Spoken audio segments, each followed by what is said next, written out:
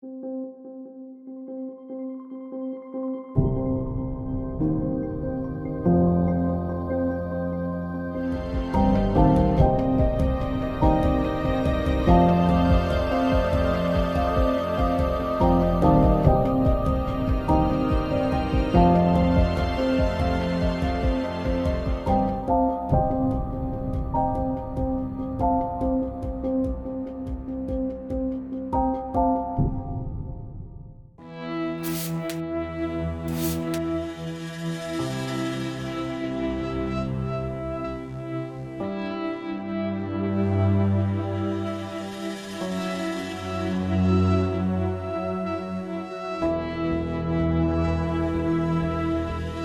comecei a perceber esse problema do toque quando ele, estudando, ele tinha problemas com o barulho do lápis no caderno.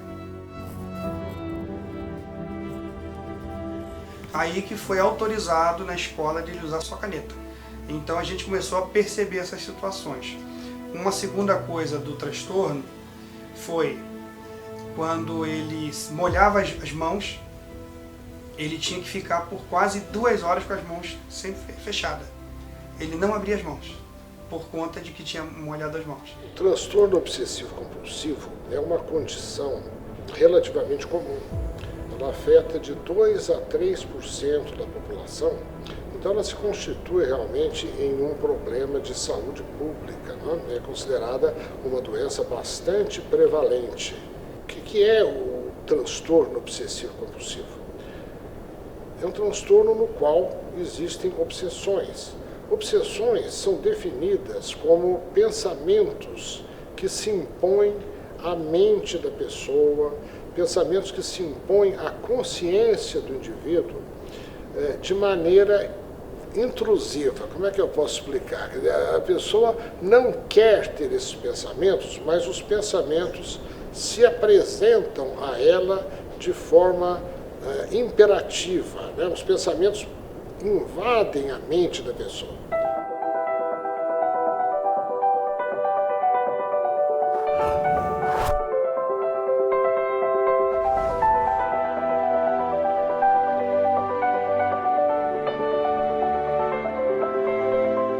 Já as compulsões são rituais que a pessoa desenvolve para aliviar ou amenizar os sofrimentos adquiridos por conta da obsessão. Ele vai ser diagnosticado através dos sintomas. Não existe nenhum exame ainda no nosso dia a dia da psiquiatria ou da saúde mental que a gente utilize para detectar, como em outras patologias, na diabetes, na hipertensão.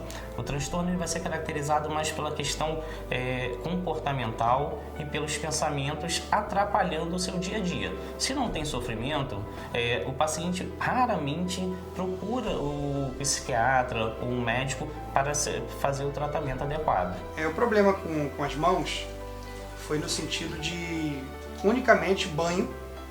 Ele não queria molhar as mãos no banho, de modo que, para tomar banho, eu tinha que pôr saco plástico na mão dele, para não molhar as mãos com uma gota d'água. De jeito nenhum ele podia molhar as mãos. E a gente sempre tentava convencer, com a sobrinha dele que nasceu, que ele tinha que lavar as mãos para botar as mãos nela, porque as mãos dele estavam sujas. E a gente tentava limpar as mãos dele com álcool, com outras coisas, com pano, mas lavar as mãos em si não tinha possibilidade. Isso já foi depois dos 10 anos.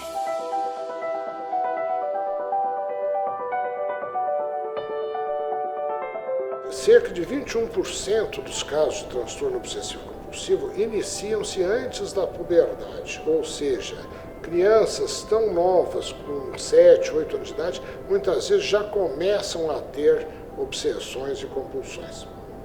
Quanto mais cedo houver a intervenção terapêutica, será melhor para que esses comportamentos não se sedimentem. A gente mora num condomínio que tem piscina. Então ele ia para a piscina, ele queria brincar lá, ele tomava banho na piscina e já saía dentro da água com as mãos abertas. Era só ele tirar, eu até brincava com ele, tirava as mãos de dentro da água e ele, na hora, fechava. Eu molhava a mão e eu sentia um nervoso e não conseguia Não abrir. conseguia abrir. Ele tinha que molhar repetidas vezes, porque a mão em si ela começava a secar dentro. Então ele não queria abrir a mão, tinha que molhar novamente, até que em algum dado momento ele ia abrir a mão. Sabe?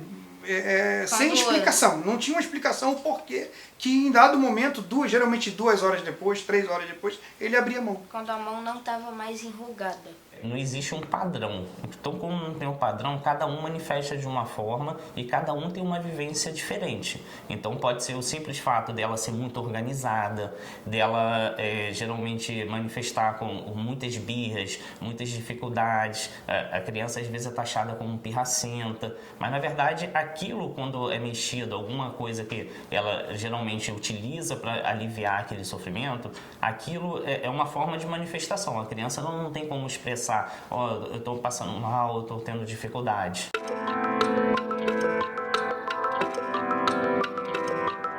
Normalmente ele só molhava as mãos lá, porque banho tinha que ser com saco plástico. Entendeu? Fala, Davi. Teve uma vez que eu tava na escola e tava comendo um salgado. E acabou que eu sujei a mão e molhei a mão e fechei. E aí eu não conseguia escrever por causa que eu tava com a mão fechada. Tinha que mantê-la sempre molhada, Eu sempre perguntava. porque para ele era confortável ficar dessa forma. Ele se sentia confortável assim. Depois que secava a mão ou que não enrugava mais, ele ficava com a mão aberta.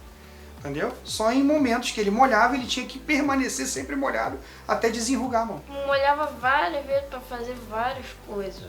Eu lavava a mão porque estava suja, eu lavava a mão para encostar na minha sobrinha, pegar ela no colo. Eu só sentia um nervoso e tinha que fechar a mão, não conseguia abrir. Às vezes, quando eu suava muito a mão, às vezes eu fechava. Mas eu queria ainda, complementando essa descrição, mencionar quais são as obsessões e compulsões mais comuns para que as pessoas possam reconhecê-las. Eu falei da obsessão de limpeza e compulsão de lavagem. Existe obsessão de checagem ou de verificação. Vem a dúvida: fechei ou não fechei a porta? Fechei ou não fechei a torneira? Fechei ou não fechei o gás? Existem obsessões também de simetria. A pessoa precisa arrumar os seus objetos sobre a mesa de maneira rigorosamente simétrica. Se isso não estiver bem feito, a compulsão de arrumar prevalece, a pessoa tem que começar de novo e de novo e de novo. E há também obsessões de conteúdo agressivo e sexual. Eles temem agredir. Por exemplo, eu tinha um paciente que, ao viajar de carro com o pai, ele tinha que segurar a mão de medo de estender o braço e dar um soco no pai. Porque ele gostava do pai, ele não queria agredir o pai, mas ele tinha medo do impulso de agredir.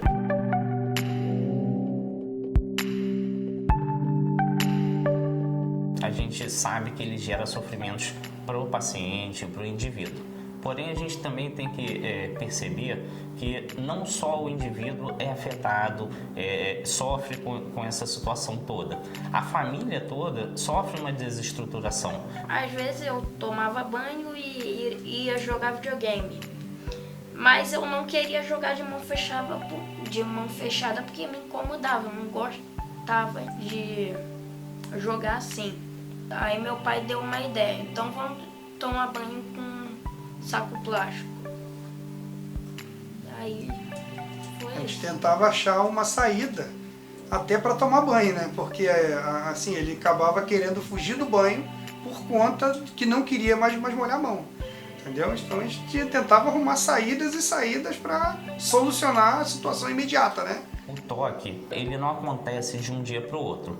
Todos os estudos, todos os relatos dos pacientes mostram que, na verdade, já vem desde novo manifestando algum tipo de sintoma, algum ritual. Porém, esses rituais, inicialmente, eles não atrapalham o nosso dia a dia. A gente sempre utiliza como uma desculpa. Eu faço isso porque isso aqui me alivia, mas eu também não tenho nem a consciência de que aquilo seja problemático para mim.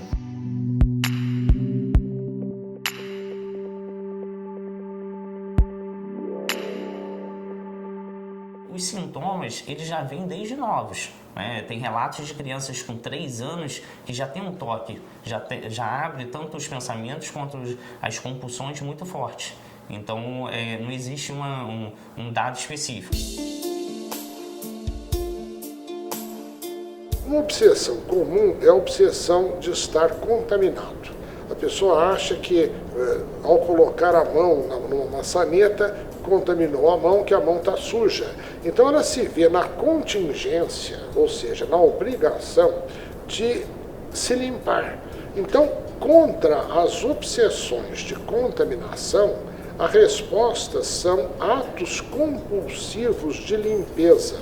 Nos prejudica muito ele sentir um nojo exagerado da avó e de tudo que se relaciona com a avó.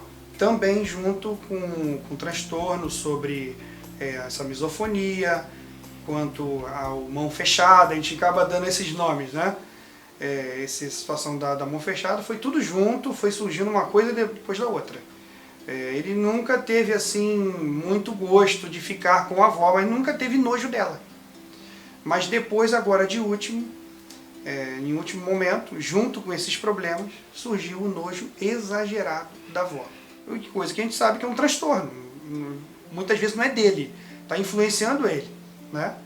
E nós explicamos isso a ela. Ela não sabe que é nojo, mas nós sabemos que ele tem aversão a isso. E isso causou inúmeras brigas em casa com ele, até o momento que a gente buscou ajuda médica, né, para saber que a situação era por conta também do transtorno. Quando o Davi chegou para mim, já estava bem limitado, no sentido que ele já tinha queixas sociais e até um déficit cognitivo. Ele já começou a apresentar quedas nas notas, a família estava bem angustiada, estava uma coisa já avançada, as queixas eram bem proeminentes e fiquei um pouco surpreso com a origem, com a natureza do problema, que na verdade é um quadro parecia um pouco atípico do que é o normal. Eu não encosto, por isso que eu não me limpo assim normalmente com coisas dela. Ela encostou, para mim contaminou. A comida que faz para ele não é a mesma que a nossa. O prato dele, as panelas dele não são os mesmos que faz pra gente. Não pode ser. Os talheres, copo, tudo dele. Na geladeira tinha uma parte só para ele, uma prateleira só para ele. No freezer tinha uma prateleira só para as coisas dele, que ele come. Não pode misturar com as nossas coisas, porque teoricamente nós estamos contaminados por nos relacionarmos com a avó. Tá a panela aqui, eu encosto aqui sem querer, eu vou lavar, vou passar álcool, eu vou fazer qualquer coisa para limpar. Eu não entendo porque eu tenho isso. Nunca entendi, não entendo. Toda essa parte de não entender muito bem o que acontece, ela é muito presente no toque. O paciente não consegue explicar com palavras o porquê que ele está sentindo aquilo. Então, nesse caso do nojo, estava tão forte, e é comum também que o psiquiatra ele entre com medicações antipsicóticas, porque chega a ser tão forte esse sentimento, esse pensamento deles, chega que beira o irreal. Já aconteceu de eu descobrir, exemplo, que meu pai encostou assim, eu vi ele encostando e encostou em uma coisa minha por esquecimento. Aí eu falei, não quero mais isso, joga fora. O que vai depender e vai traçar a conduta no tratamento vai ser a dificuldade e o sofrimento que o paciente ele apresenta. O psiquiatra inicialmente foi do convênio médico que nós tínhamos antes e foi um pouquinho difícil, ele passou uma medicação que não fez bem para o Davi. A Ritalina, ao invés de acalmá-lo, deixou ele elétrico. Ele passou aquela noite em claro. E eu acordei de manhã, eu fui no quarto dele, eu vi que estava tudo aceso. Falei, Davi, o que houve? Nossa, eu não estou com sono nenhum. Com a Ritalina. E também com o Amitril, que é um antidepressivo, né? Esse Amitril já era o efeito bem contrário, né? Dava sono nele, mas a Ritalina superou tudo. Aí nós não levamos mais nesse médico e buscamos ajuda inicialmente do Dr. Bruno. Ele chegou com um diagnóstico errado, a meu ver, né, não tinha entendido como um déficit de atenção.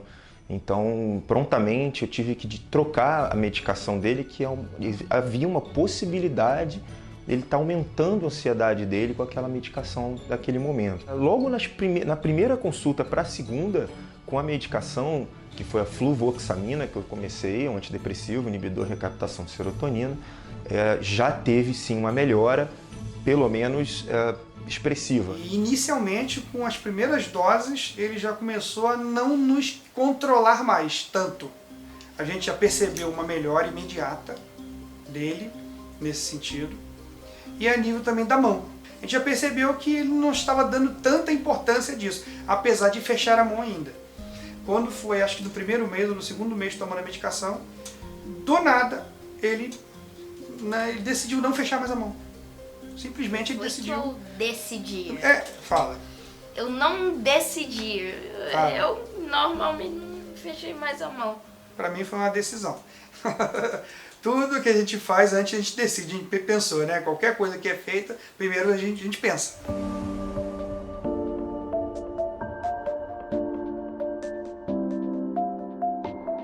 Esses medicamentos diminuem a força das obsessões e, consequentemente, o paciente vai ficar mais livre para dominar as compulsões e não ceder a elas. A gente, dentro da medicina, a gente não tem como prever tempo estimado de tratamento. Na verdade, a resposta de cada indivíduo, ela reflete muito o seu dia a dia, o seu sofrimento. Então, cada paciente vai aderir de uma forma diferente. Cada paciente chega para a gente num tempo mais breve, um tempo mais prolongado. Então, isso tudo influencia no dia a dia. Lógico que aquele paciente que chegou logo no início da doença, a tendência é que a gente trate ele e consiga alcançar os objetivos mais positivos. Às vezes a cura não acontece, mas o paciente ele volta a fazer todas as suas atividades com algumas limitações. Então a gente consegue trabalhar para que ele tenha uma vida normal. A gente percebe um pouco da resistência dele com a medicação, né? Ele costuma dizer que a medicação, ele diz assim, eu não sou maluco para tomar esses remédios. Mas eu falo para ele que isso é normal. Várias pessoas, amigos nossos, já falaram que, Davi, isso é normal, tomar medicações. Amigos nossos têm problemas de depressão, tiveram problema, toma medicamento com um psiquiatra. Não é que você é maluco, você é inteligentíssimo, você brinca com os teus colegas, você faz judô, está na faixa laranja do judô, faz futebol, joga num clubinho, né, numa escolinha de futebol. Então ele brinca disso tudo como uma criança normal, ele se relaciona normalmente com as crianças na rua, tanto com o problema quanto sem, né? Em alguns momentos ele é dominante, em outros ele é subordinado, né? Então ele é bem temperado nas relações com os colegas, né? Bem temperado nesse sentido. Mas com a medicação nós percebemos uma melhora muito grande. E a outra vertente do tratamento alude efetivamente aos métodos psicoterápicos, em particular a terapia cognitivo-comportamental. O que o terapeuta comportamental propõe para o paciente? Se ele tem um pensamento obsessivo de estar contaminado e tem a necessidade de lavar as mãos, o terapeuta vai pedir para o paciente não executar o ritual que se apresenta como imposto a ele, que é de lavar a mão. Isso se chama prevenção da resposta. Vem a obsessão, a resposta à obsessão seria a compulsão de lavar, ele refreia. O ato de refrear a compulsão momentaneamente aumenta a ansiedade, mas se ele sustenta a resposta de evitar a compulsão, aos pouquinhos a ansiedade vai baixando. Então nós podemos, através de exercícios comportamentais, ir aos poucos eliminando as compulsões. Pode botar mais? Pode. Tá gostando? A sensação tá boa? Uhum. É? Ele também fez terapia com uma psicóloga. Ela fazia trabalhos com ele pintando as mãos, pintava as mãos dele e depois ele tinha que lavar as mãos. Mas eu ainda sentia uma vontade, mas eu tentava forçar pra não fechar a mão, mas acabava fechando. Mais pra frente que eu... Minha unha, como é que ficou? Ficou tudo preto. Logo após isso, ela me mostrava os vídeos, depois ela fez trabalho com argila com ele, né? Tinha que sujar as mãos e automaticamente depois ele tinha que lavar, por causa da argila, né? Então, depois dessas situações, que ele começou a dar essa resposta de melhora, né? Vinculada ao remédio. Esse paciente, logo depois da medicação, ele já passou a não ser mais controlado, ele passou a não se queixar tanto daqueles sintomas. Então, eu fiquei muito satisfeito, a família ficou muito satisfeita e o paciente, obviamente, ficou muito satisfeito. O paciente, nesse caso todo, pelo incrível que pareça, pela pouca idade, ele é o que menos nota, porque criança às vezes não nota mesmo. Mas eu via, e o pai viu principalmente, que acompanhou mais nas consultas, o quanto teve de evolução, e uma evolução extremamente rápida. Foi incrível a melhora, tanto com o tratamento da medicação, quanto a terapia. E um paciente que não trata o toque, ele não só é controlado pela doença, como isso pode ser crônico a nível de manter décadas. Inclusive, esse paciente chega muito comumente a pensar em suicídio. Isso é muito importante, é muito presente na condição do toque no paciente. E a família vai sofrer porque os rituais vão comprometer o dia a dia. A pessoa, o indivíduo, às vezes ele deixa de trabalhar, ele fica incapacitado. Então a questão social, a questão financeira vai ter alteração, a renda da família diminui, os problemas, as brigas, eles aumentam todos os dias, porque a maior parte, algumas famílias às vezes acabam até compactuando com esse sofrimento para evitar esses problemas maiores e até para tentar aliviar o sofrimento do paciente. Muitas brigas em casa, por conta inicialmente da gente não entender esse problema, da gente não compreender o que acontece, né? Então, e às vezes não aceitar isso, até mesmo com a medicação, tomando essa medicação. Então a gente acaba não concordando com muita coisa, achando que muito é dele, muito é uma pirraça, muito é uma coisa de criança, né?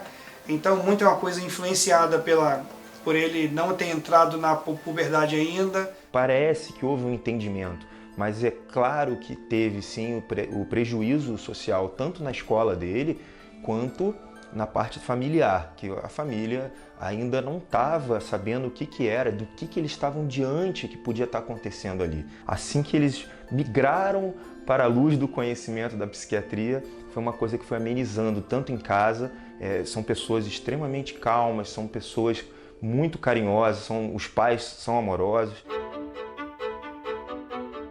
Aconteceu várias vezes a nível de discussões entre eu e ela. Tinha que sair às vezes tarde da noite para comprar coisa no shopping, outro prato, outro talher, outro copo, tudo outras coisas, por conta de que a gente acabava se esquecendo de que botou a mão nas coisas dela, depois ia botar a mão numa coisa dele e acabava. Ele gritava, ele se irritava com isso. A gente tenta se adaptar às situações dele. A gente quase se torna um codependente dele, né? Fica nessa dependência dele de querer agradar, de querer não fazer algo que vá prejudicar mais ainda a relação ali no meio, né? Nós temos vários pacientes obsessivos na nossa prática clínica que, em que pese a existência de vários rituais obsessivos e compulsivos, o paciente se formou, fez uma excelente faculdade, é um excelente profissional, porque geralmente o paciente obsessivo-compulsivo, ele é muito rigoroso com ele mesmo. Ele estuda muito, ele é muito perfeccionista. Isso não é uma coisa negativa, né? São traços realmente que, se não forem muito excessivos, acabam contribuindo para o sucesso profissional. Foi muito interessante esse caso, não só pelas melhoras assim expressivas e rápidas que tivemos, mas pelo convívio, o quanto que impactou a família. E realmente esse paciente ele se superou, foi uma coisa que rapidamente ele já voltou, ele tem uma extrema inteligência, o rapaz ele de fato assim, ele tem excelentes resultados na escola, voltou a ser uma pessoa mais alegre, ele, é uma coisa que ele já não passa mais tanto tempo pensando, tem os seus hobbies, né? Já está mantendo sua vida praticamente toda normal, mantendo só uma parte ínfima. Esse tratamento tem que continuar por algum tempo, mas a gente percebe uma melhora muito boa de como estava e de como está agora. Eu fiquei menos nervoso. E coisas que aconteciam não acontecem mais. Ele foi melhorando no sentido de não tomar conta mais da gente, se a gente vai se contaminar com alguma coisa, da avó ou não, né? Então ele passou a menos nos controlar, né? E com isso também a gente entendeu que ele está descansando um pouco. A mente dele passou a descansar um pouco mais nesse sentido, né? De deixar de nos controlar, né? Então se ele deixa de nos controlar, a gente entende que a melhora não foi nossa, foi dele. O mais importante para a gente é a gente hoje em dia pensar sempre da melhor forma, no sentido de, se eu tenho um problema, eu tenho que tratar. A gente não pode fugir. Toda vez que a gente foge, a gente não está resolvendo o problema, a gente está criando mais problemas, porque ele vai interferir no seu dia a dia e em outras situações. Então é importante assim, se você tem algum sintoma, alguma coisa que te atrapalhe, mesmo que você pense que é besteira, procure uma ajuda. Pode ser com um clínico geral, pode ser com um psiquiatra diretamente ou com um psicólogo, mas procure um profissional capacitado que possa te dar uma opinião e possa te fazer um diagnóstico ou uma sugestão de diagnóstico que seja para te ajudar. O preconceito, o medo de procurar um psiquiatra, um neurologista, às vezes, acaba dificultando o seu tratamento. Então não tenha medo, não tenha vergonha, não tenha preconceito de ter uma doença. Tenha vergonha de não tratar essa doença. E muita gente fala, mas depressão, ansiedade, toque não tem cura. Muitas vezes tem.